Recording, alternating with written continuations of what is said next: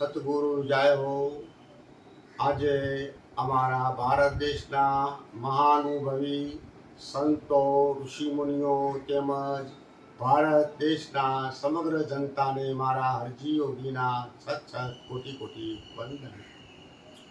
આજે મને એક મોકો મળ્યો પરમ પુરુષ પરમેશ્વરના સાનિધ્યમાં નીચે રહી એમના ચરણારવિંદમાં સંતોના તેમજ અખિલ બ્રહ્માંડમાં મારા અનુભવી સંતોના ચરણારવિંદમાં રહી અને ભજન તેમજ બે શબ્દો કહેવાનો જે આજે મોકો મળ્યો તે બદલ ખૂબ ખૂબ મારા સંતોના ચરણોમાં મારા હરજી યોગીના કોટી કોટી સત વંદન વંદન. પરમ પુરુષ પરમાત્મા પોતે થયા આપો આપ, પારક પદમાં હરજી યોગી રહ્યા આપો આપ. नाम लिया यानी सब लिया सकल शास्त्र का भेद, बिना नामे नरके गया पढ़ पढ़ चारों में. वेद हमारा भेद है मैं भेदन की मई, जो कबीरा रम रहा तो वेदन तुम. આજે સ્વયં વેદ એક પરમાત્માનું સ્વરૂપ છે. સ્વરૂપ વેદ એક પરમાત્માનું સ્વરૂપ છે. આજે નિરંજન પરમાત્માના એક શ્વાસથી ચાર વેદોની રચનાઓ કરી અને આ ચાર વેદનાથી પર મહાનુભવી સંત મહાપુરુષો નિરંજન પરમાત્મા કહો, જેને શિવ પરમાત્મા કહો, જેને ઈશ્વર પરમાત્મા કહો, જેને ભગવાન પરમાત્મા કહો, બધું એક જ સ્વરૂપ છે. એક જ સ્વરૂપ, કોઈ જુદું નથી. અને એ સ્વયં વેદ પરમાત્માનું સ્વરૂપ છે. અને એ પરમાત્માના સ્વરૂપના માધ્યમ દ્વારા એમના રૂપથી ચાર વેદોની રચના થઈ. ચાર વેદોની રચનાની યુગે યુગે મહાનુભવી પુરુષે એમના 108 ઉપનિષદોની રચના કરી અને સમયથી સંજુજો વસાત માતા ગીતાના પુસ્તકનું એક આયોજન થયું. એટલે સર્વશ્રેષ્ઠ સ્વયં વેદ પરમ પુરુષ પરમેશ્વરનો આજે વાત કરીએ. પરમ પુરુષ પરમેશ્વર તો પરમ પુરુષ પરમેશ્વર પરમાત્મા પોતે થયા છે. અખિલ બ્રહ્માંડની અંદર એમનો વાસ છે. તો આજે એમના શરણારવિંદમાં રહી અને થોડીક હું એક ભજનની રચના કરી. હરિગુરુ સંતને જાણે, સજ્જન કોઈ હરિગુરુ સંતને જાણે. જાણે એ કદી ન તાણે, સજ્જન કોઈ હરિગુરુ સંતને જાણે. હરિહર હર મંદિરમાં સત્વ ગુણમાં રહે છે. ચાર ભુવનને દશે દિશામાં જ્યોતિ સ્વરૂપે રહે છે. સજ્જન કોઈ હરિગુરુ સંતને જાણે. તો હરિ, ગુરુ અને સંત એક જ સ્વરૂપ છે. એક જ સ્વરૂપ છે. જાણે તે ન તાણે. સંતનું પદ નથી સહેલું. વિચારી લેજો, સંતનું પદ નથી સહેલું. નથી બીજું કે નથી પહેલું. સંતનું પદ નથી સહેલું. સંતનું પદ સર્વશ્રેષ્ઠ છે. સો સંત વિદેહી પરિબ્રહ્મ છે અને ગુરુ જે છે એ પરિબ્રહ્મ છે. અને ઈશ્વર જેને હરિ પરમાત્મા કહેતા હોય તો નરસિંહ મહેતાએ કહ્યું કે અખિલ બ્રહ્માંડમાં તું એક શ્રી હરિ. તો હરિગુરુ સંત એક જ સ્વરૂપ છે ભગવાન. તો ચાર ભુવનને દશે દિશામાં જ્યોતિ સ્વરૂપે રમે છે. સજ્જન કોઈ હરિગુરુ સંતને જાણે.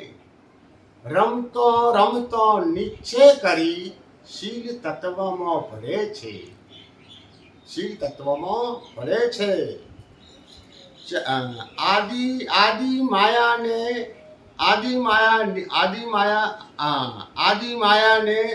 અનાદિ આદિ પુરુષ વરે છે. આદિ માયાને આદ અનાદિ આદિ પુરુષ વરે છે. સજ્જન કોઈ હરિગુરુ સંતને જાણે. હરિગુરુ સંતને જાણે, સજન કોઈ હરિગુરુ સંતને જાણે. તો આદિ માયા અને આદિ પુરુષ આદ અનાદિ એક સકો જુદું નથી.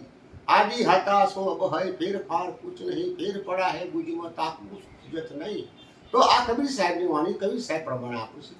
આદિ હતા સો અબ હૈ ફેરફાર કુછ નહીં. તમે અને તમારી શક્તિ જુદી નથી, એમ પરમ પુરુષ પરમાત્મા અને પરમાત્માની શક્તિ જુદી નથી. ગીતાના 7મા અધ્યાયમાં કૃષ્ણ પરમાત્મા યોગ માયા વિશે વાત કરે છે કે 7મા અધ્યાયમાં 26મા શ્લોકમાં પરમ પુરુષ પરમેશ્વરની જ્યારે વાત કરે છે કે હું યોગ માયા વડે ઢંકાયેલો છું અને મારા પરમેશ્વરને આ જગત સમજી શકતું નથી.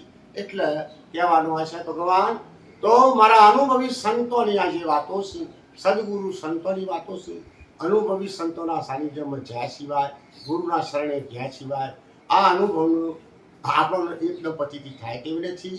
એટલે સમજી વિચારી અને ચોરી જારી મોસ બદીરા જૂઠ જુગાર આપણા મહાઅનુભવી સંતોની પ્રણાલિકા પ્રમાણે જ્યારે વ્યક્તિ બહારથી તો છોડે છે, જોકે બહાર તો લોકરાહી છોડે છે, પણ જ્યારે અંદરમાં પોતાના અંતરમાં પડેલો જે મન બુદ્ધિ ચિત્ત અહંકાર જે છે, આ ચારની અંદર જે બહિર્મુખ જે વર્તી થઈ છે, વર્તીને અંતર્મુખ લાવી અને પોતાના હૃદયની અંદરથી સૂક્ષ્મ પડેલા જે કુકર્મો જે છે, આ વ્યસન છે, એની મુક્તિ થાય તો અવશ્ય આપણે પોતે પોતાના સ્વર્ગમાં પામી શકીએ છીએ. માટે હરિગુરુ સંતને જાણે, સજ્જન કોઈ હરિગુરુ સંતને જાણે. આદિ ગુરુ મનના ગુરુ બને છે. મનના ગુરુ જીવનો ઉદ્ધાર થાય છે. જ્યારે મન સંકલ્પ વિકલ્પ કરે છે જ્યારે, તો મનના ગુરુ વિના ભૂલ ન ભાગે, ભલે ને ફરે ભવ સારો, નિરોધ મહારાજ કહે છે. તો મનના ગુરુ વિના ભૂલ ભાગતી નથી. એટલે મનના ગુરુ સર્વેથી ન્યારા છે. મનના ગુરુની જરૂર છે કે આદિ પુરુષ મનના ગુરુ બને છે. આપોઆપ બને છે. બન્યા બરોબર જીવનો ઉદ્ધાર સત્ય કરે છે. સજ્જન કોઈ હરિગુરુ સંતને જાણે. તો જીવ મન બુદ્ધિ ચિત્ત અને અહંકાર અને સતલોકથી આવ્યો આ જીવ, કબીર સાહેબ પણ કીધી એવી રીતે કડા નિવાસી શિવચેતનજી વ્યાસજીરામ મહારાજ પણ કીધી સતલોકથી આવ્યો આ જીવ અને લાયો અવિદ્યા તાર. તો અવિદ્યા તાર જે જેને અવિદ્યા મન બુદ્ધિ ચિત્તની અહંકારની અંદર જો બહિર્મુખ વૃત્તિ થઈ છે, એટલે એ અવિદ્યા તાર કોઈ સતના સાનિધ્યમાં જઈ, ગુરુના શરણે જઈ અને આજે અમારા મહાનુભવી સંતોની જે પ્રણાલિકા પ્રમાણે આ જે વ્યસનોથી મુક્ત થવાથી આપણું જ્યારે તન મન ધન, એમને તન મન ધન તો શું પ્રભુ આપણે આપી દઈએ, પણ એક વચનની જ કિંમત છે. એટલે પાનભાઈને પણ કીધું કે પાનભાઈને ગંગા સતી કીધી કે હે પાનભાઈ વચન વિવેકી જે નરનારી પાનભાઈ એના બ્રહ્માદિક લાગે પાઈ. તો વચન જે છે, વચન વિવેકી જે પુરુષ છે એની આ વાત છે. વચનમાં રહું વચન બિસાણ્યો જડે, એક બ્રહ્મ જાણ્યો જડી, સુરતા સુરમાં સમાણી, લાજો પ્રેમ જડે, ભાવ ભક્તિનો મર જીવાતો ભોજો બાળે. તો જન્મ મરણ કોને દીઠા, દીઠા હો તો હમકો બતાવો કોણ સંદેશા લાયા. અદ્વૈત મતમાં આત્મા અમર, ન કોઈ જનનીના છાયા.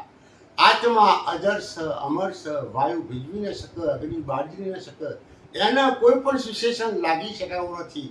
આવો એમ આત્મા આ શરીરની અંદર વ્યાપક છે. ભગવાન નખથી શીખ સુધી ભરેલો ભરપૂર છે. અને એ જ્યારે પોતાની સ્વરૂપની જ્યારે અનુભૂતિ આ જીવ છે, એ જ આત્માના સ્વરૂપનો પડેલો છે. જીવ છે તે અવિદ્યા એની છૂટી ગઈ આત્મા સ્વરૂપ છે. એ શિવ સ્વરૂપ પોતે છે. શિવ પરમાત્મા આખા અખિલ બ્રહ્માંડની અંદર વ્યાપક છે. અને આ માયા શિવ પરમાત્માની છે, ઈશ્વર પરમાત્માની છે, પરમાત્માની છે, ભગવાનની માયા છે. એટલે હરિગુરુ સંતને જાણે, સજ્જન કોઈ હરિગુરુ સંતને જાણે. જાણે સજ્જન કોઈ હરિગુરુ સંતને જાણે. આદિ પુરુષ મનના ગુરુ આપોઆપ બને છે. બન્યા બરોબર જીવનો ઉદ્ધાર સત્ય કરે છે. સજ્જન કોઈ હરિગુરુ સંતને જાણે.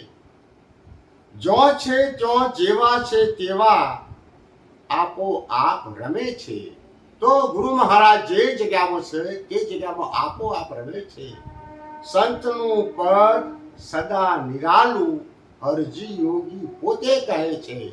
એટલે સંતો મારા આજે જ્ઞાન વયોવૃદ્ધ સંતો અનુભવી આજે સંતોના શરણારવિંદમાં રહી અને આ બે શબ્દ જે મને પરમ પુરુષ પરમેશ્વરના સાનિધ્યમાં રહી અને મારા સંતોના ચરણારવિંદમાં રહી અને જે સૂઝ્યા તે બે શબ્દો હું અહીં રજૂ કરી શક્યો છું એ બદલ મારા અનુભવી સંતોને સત સત કોટી કોટી વંદન.